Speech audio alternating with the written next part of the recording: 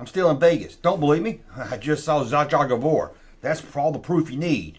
Well, here's another video for you, kind of best of. I've done a lot of videos talking about the mysterious toys when it comes to Star Wars and Kenner.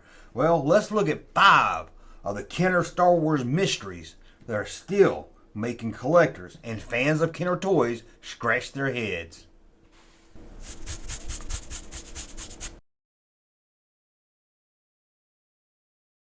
After the release of Return of the Jedi and no plans for more Star Wars movies in the works, Kenner had a problem. Star Wars was dying. Kids were moving on, thanks to toy lines like He-Man, G.I. Joe, Transformers, and more. But as the Star Wars toy line was seeing decrease in sales, Kenner didn't want to go down without a fight. The designer team loved Star Wars and they wanted to keep it alive as best they could. So the Kenner designers came up with plans on how to bring life back into Star Wars.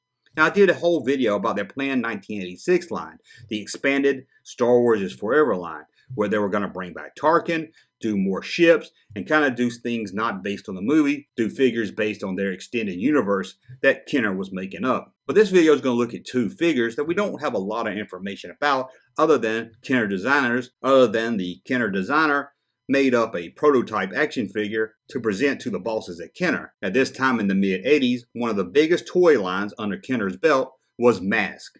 They were similar to the Star Wars line, but a little smaller scale. The figures were, without their helmets, 2 3/4 inches, a little smaller than your standard Star Wars figures, a little taller than maybe an Ewok, but smaller than the standard Star Wars figure. So what do you do when you're working at Kenner and you have a successful toy line that's really growing like Mask and a dying toy line like Star Wars?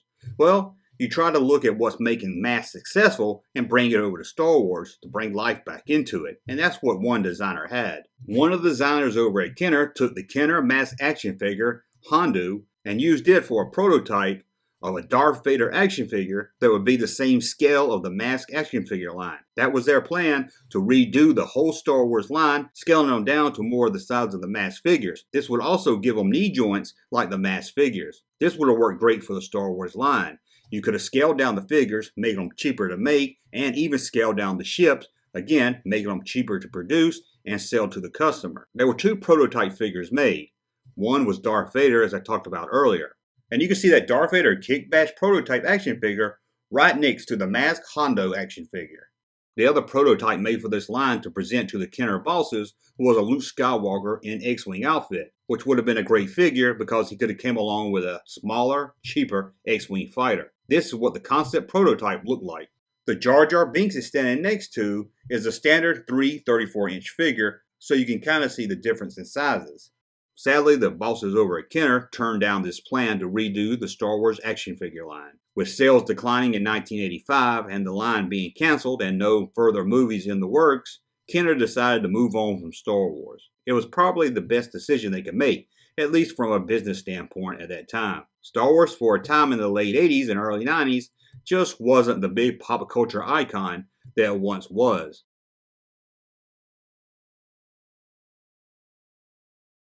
Deep in the Kenner archives is a mystery artwork for 3 games that Kenner never released. Little is known about these planned games other than they would have been released in 1980 around the time of Empire Strikes Back.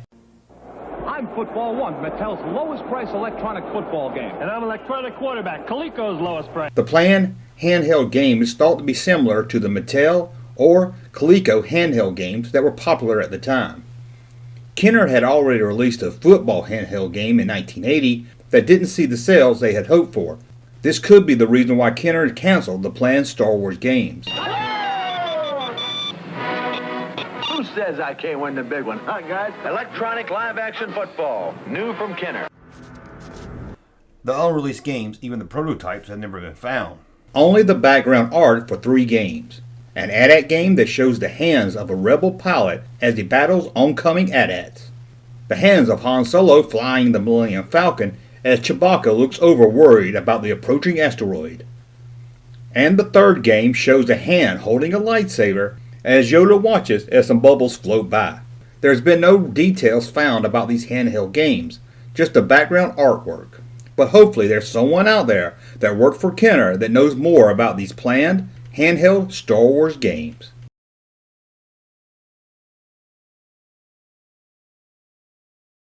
Kenner was always looking for a way to make a little extra sales, and best way to make extra sales on toys was to use toys they had already made. The Land of the Jawa playset base was reused for the Adat Hoth playset, and the Jawa Droid Factory base was retooled to the Jabba Dungeon playset. This was a cheap way for Kenner to sell old molds as new toys to the fans.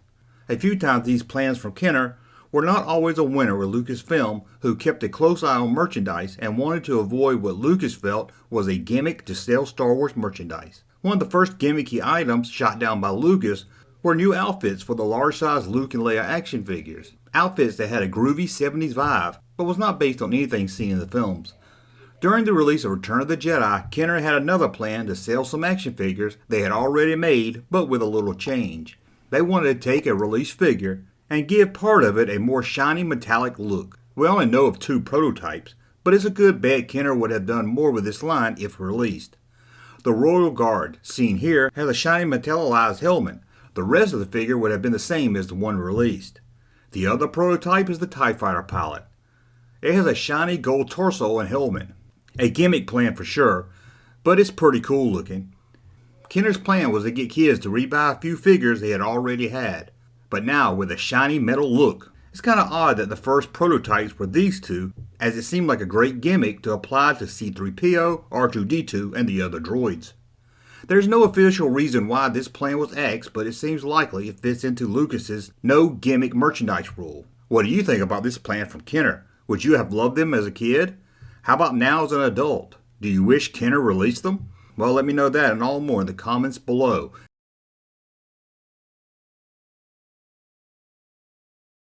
Deep within Kenner's archives, many photos have been found of prototypes of Star Wars action figures of what they looked like in the early stages. Along with most photos was information about the prototype figure, such as this early design for the Death Star droid. However, some photos were not labeled, or the information for that photo has been lost in history. When it comes to these action figures with no information attached to the photo, we can only guess what Kenner was planning. Most believe this figure, planned for Series 2 in 1979, was the Black Hole Stormtrooper, which was based on a stormtrooper with black armor seen in the early Star Wars comic strip. If this is what Kenner was basing this figure on, it's a good indication that Kenner was thinking of pulling not just from the movies, but taking figures from the comic book series and maybe the Star Wars Marvel comic. The Black Hole Stormtrooper is better known to Star Wars fans today as a Shadow Trooper. What this figure actually was gonna be, or what it's actually based on,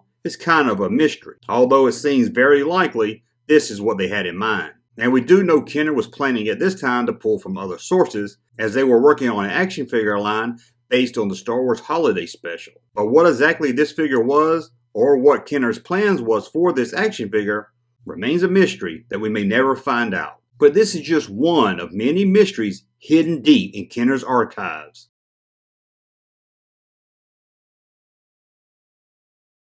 What was this strange, black-looking stormtrooper in early prototype photos?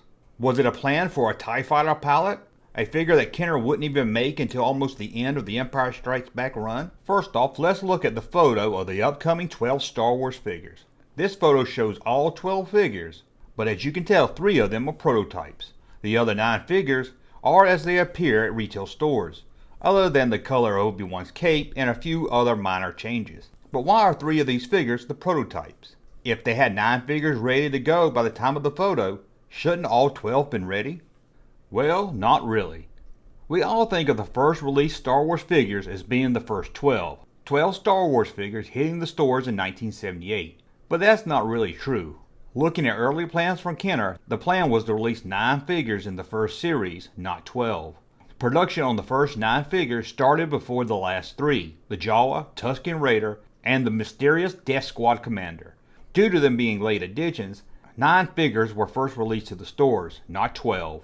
Of course, these 3 additional figures are shown on the back of the card, but they didn't hit retail stores until months after the first 9. Even Kenner would promote them as 3 new figures.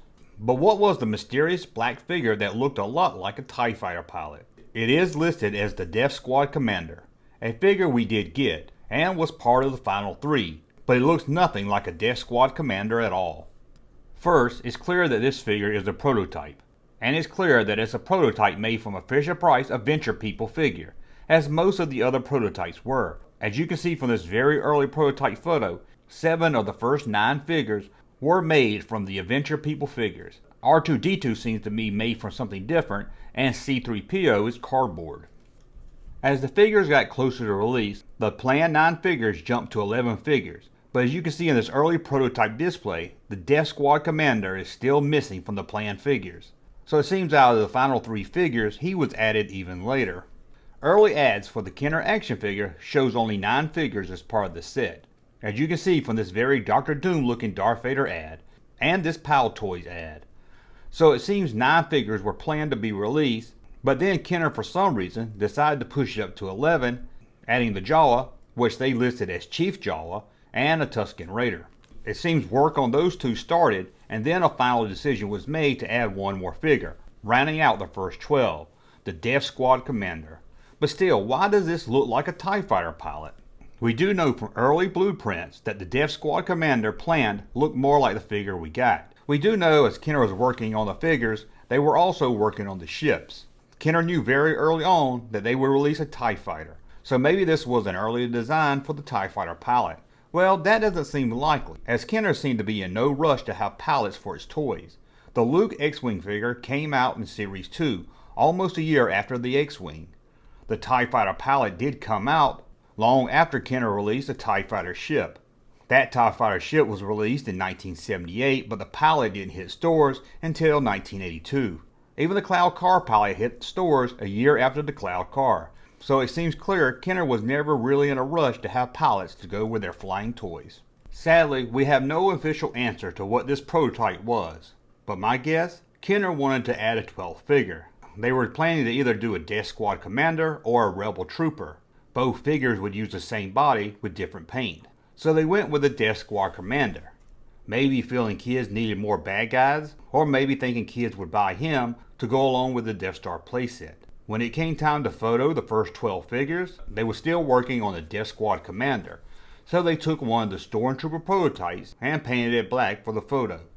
That seems like the most likely thing that happened, as by the time they took the photo, they knew they were making 12 figures, but they didn't have a prototype of the Death Squad Commander.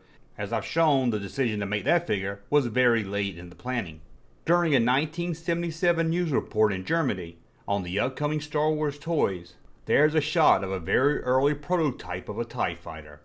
And guess who's standing inside the cockpit? Our little black stormtrooper looking friend, the Death Squad Commander. This is, as far as I can find, the only time that this prototype has ever been linked to the TIE Fighter.